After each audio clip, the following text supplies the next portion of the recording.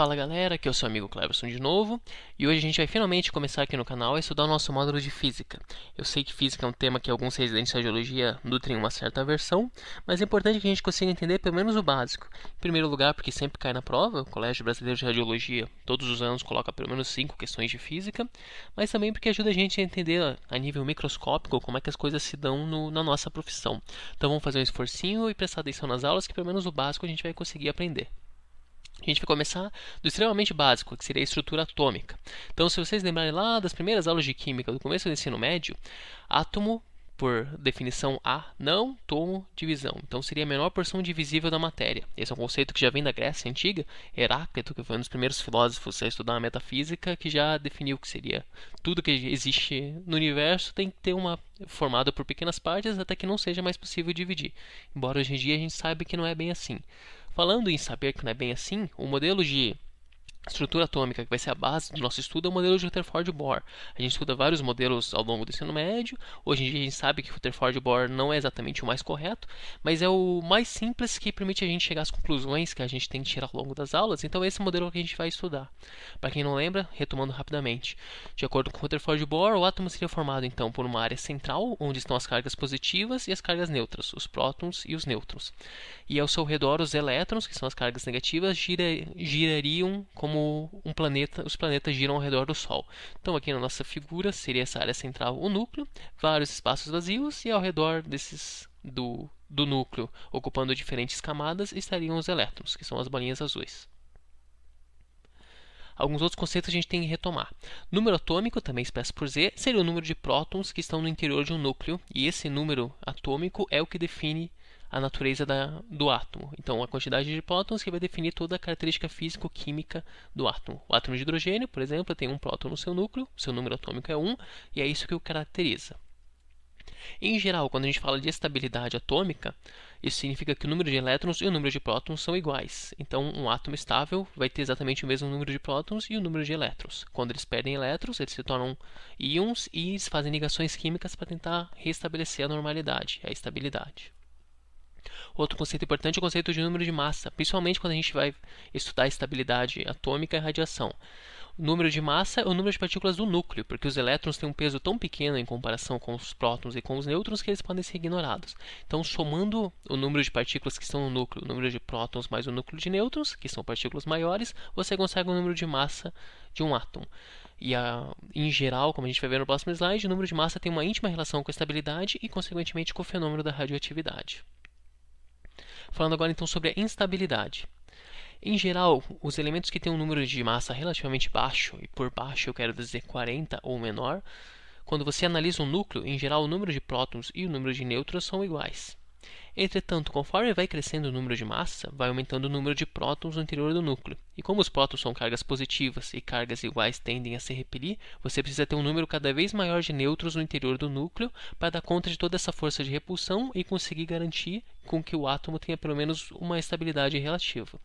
Então, conforme o número de massa vai aumentando, principalmente acima de 40, o número de nêutrons em proporção ao número de prótons acaba sendo cada vez maior, até uma relação de mais ou menos 1,55, ou seja, 50% mais nêutrons do que prótons para dar conta de toda essa força de repulsão. Entretanto, conforme vai aumentando essa relação, o número de nêutrons sobre o número de prótons vai se tornando cada vez mais estável. Chega uma hora que os nêutrons não dão mais conta de neutralizar essa força de repulsão entre os prótons e o núcleo acaba ficando estável. E o número mágico é mais ou menos esse aí, 1,55. Quando chega nessa relação de um número 55% maior de nêutrons em relação de prótons, todos os núcleos são considerados instáveis. E o núcleo atômico não gosta de ser instável, então ele vai passar por transformações na tentativa de obter a estabilidade, e são essas transformações que a gente estuda na radioatividade. Só um exemplo para vocês verem aqui, um exemplo aleatório de um núcleo, onde teria 4 prótons e 4 nêutrons, e conforme esse número de massa vai aumentando o número de nêutrons na tentativa de manter a estabilidade. Falando agora sobre a radiação. Radiação, por definição, nada mais é que uma energia em trânsito do corpo A, que é o corpo emissor, para o corpo receptor, que é o corpo B. Uma transformação que o átomo sofre na tentativa de garantir a sua estabilidade. A energia, em geral, ela é emitida na forma de partículas ou de fótons. Existe uma grande discussão na física sobre a transmissão de energia, principalmente a luz e tudo mais, se seria propagada na forma de de partículas ou de onda. Toda a questão da dualidade onda-partícula, que Einstein e vários outros cientistas já estudaram. Mas hoje em dia o que a gente aceita na nossa realidade é que a energia é transportada na forma de fótons, pequenas partículas como fossem como pacotinhos de energia que tem um valor bem estabelecido.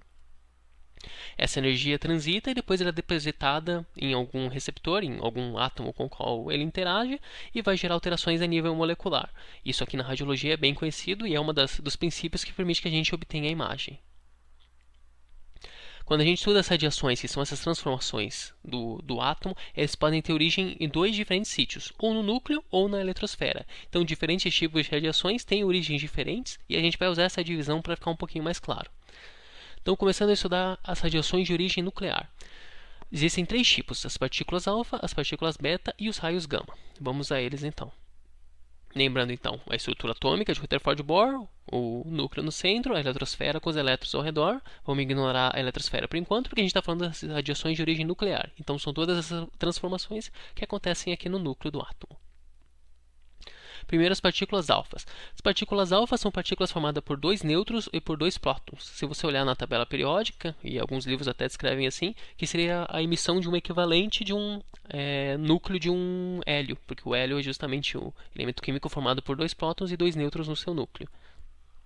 O que acontece? Nós temos um núcleo pi, que é um núcleo instável, ele tem uma relação entre nêutrons e prótons insatisfatória, e por isso ele precisa passar por uma transformação para readquirir estabilidade. Quando ele passa por emissão alfa, nada mais acontece do que esse núcleo emitir dois nêutrons e dois prótons, formando um núcleo filho com uma quantidade menor de nêutrons e de prótons, o que, portanto, lhe confere mais estabilidade. Esses dois nêutrons e dois prótons que foram emitidos se chamam de partículas alfa e vão interagir com algum outro átomo que estiver presente no universo. Uma coisa muito interessante que às vezes pode ser questão de prova é a pergunta da relação entre o número de massa e a relação do número atômico do núcleo filho em relação ao núcleo pi. Basta a gente pensar um pouquinho. Veja, o núcleo pi emitiu dois nêutrons e dois prótons. Então, o número de massa do núcleo filho vai ser o número de massa do núcleo pi menos 4, porque perdeu dois nêutrons e dois prótons. E se perguntarem o número atômico, é só diminuir o número de prótons que ele perdeu. Então, ele tinha 4 prótons, perdeu 2, ficou com 2 prótons, então o atual número dele vai ser 2 prótons, por exemplo. Outro tipo de transformação, a emissão beta. A emissão beta se divide em dois, beta mais e beta menos. No beta 2, um nêutron se transforma num pósitron e num neutrino, e a beta menos, um nêutron se transforma num próton, mais um elétron, mais um antineutrino. Parece um pouquinho confuso, mas com o esquema fica mais fácil. Novamente, nós temos um núcleo com uma relação número de nêutrons, número de prótons insatisfatória, e por isso ele precisa passar por uma transformação para adquirir estabilidade. Na emissão beta, a gente sempre vai trabalhar com nêutrons. Perceba que tanto no beta mais quanto no beta menos é o nêutron que passa por transformação. Então vamos isolar um nêutron aqui do núcleo. Esse nêutron pode passar por dois tipos de transformação, beta mais ou beta menos. Na transformação beta mais, ele vai dar origem a um pósitron e a um neutrino. E na transformação beta menos, ele vai dar origem a um próton, a um elétron e um antineutrino. Ou seja, o próton sofre transformações microatômicas que dá origem a partículas subatômicas diferentes, e dessa forma vai mudar aquela relação número de nêutrons sobre número de prótons, e assim a gente consegue um núcleo filho mais estável. O que vale a pena a gente revisar é aquela questão da transformação do número de massa e do número atômico. Se o decaimento for o decaimento beta mais, o número de massa do núcleo filho vai ser A menos 1. Por quê? Porque esse nêutron se transformou em duas partículas menores, pósitron e neutrino, que são partículas tão pequenas que não influenciam no número de massa. Então é como se tivesse perdido um nêutron. Então vai ser o número de massa do núcleo pi menos 1. E o número de prótons vai continuar basicamente o mesmo, porque não houve transformação nenhuma. Ele tinha um nêutron, o nêutron se transformou em duas subpartículas, mas os nêutrons não influenciam no número atômico. Então o número atômico do núcleo filho é igual ao número atômico do núcleo pi. E por fim, se for o decaimento beta menos, o número de massa se mantém igual. Por quê? Porque o nêutron sofreu uma transformação, mas no final surgiu um próton, como vocês podem ver. E como nêutron e próton, os dois contribuem para o número de massa, trocou 6 por meia dúzia, então o número de massa continua igual. E por fim, o número atômico, perceba que aqui o número atômico vai aumentar, porque ele tinha um nêutron, que tem carga neutra, e ele se transformou num próton. Então, o núcleo filho tem um próton a mais do que o núcleo pi, então, portanto, o número atômico do núcleo filho é Z mais 1. E por fim, os raios gama. Os raios gama não possuem massa nem carga, é apenas energia pura. Eles podem ser emitidos de forma isolada, mas em geral eles tendem a acontecer junto com outros tipos de decaimento, principalmente o decaimento beta-.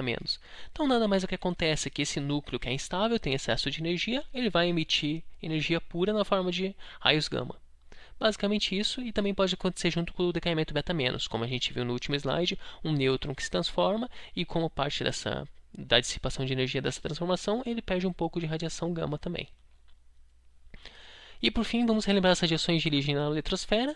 Na verdade, a única que vai interessar para a gente aqui só para vocês lembrarem da eletrosfera ao redor do núcleo, mas o que vai interessar para a gente aqui na área da radiologia é justamente os raios-x. Então lembrar que os raios-x são radiação de origem na eletrosfera e não no núcleo. Os raios-x também são transformados na forma de fótons, ou seja, aqueles pacotinhos de energia com uma quantidade bem estabelecida, que não tem carga nem massa, e eles têm potencial de ionização. Quando eles interagem com os átomos da substância receptora, principalmente o corpo humano, eles têm esse potencial de ionização, que é uma das causas dos efeitos deletérios dos raios-x, mas isso a gente vai ver em aulas mais para frente. Então, por enquanto, só aguardem que o raio-x, que é o astro do show aqui, é uma radiação de origem na eletrosfera, e todas as outras que a gente estudou até agora, que não tem uma aplicação tão grande assim na radiologia, um pouco mais na medicina nuclear, mas são as radiações de origem nuclear. E por fim, o tubo de raio-x, que é o nosso objetivo, toda a aparelhagem que a gente usa para obter essa radiação de origem na eletrosfera, que é o raio-x. Mas isso aqui vai ser um tema para a nossa próxima aula, que continua na semana que vem. Então, muito obrigado pela atenção e a gente se vê na próxima. Obrigado.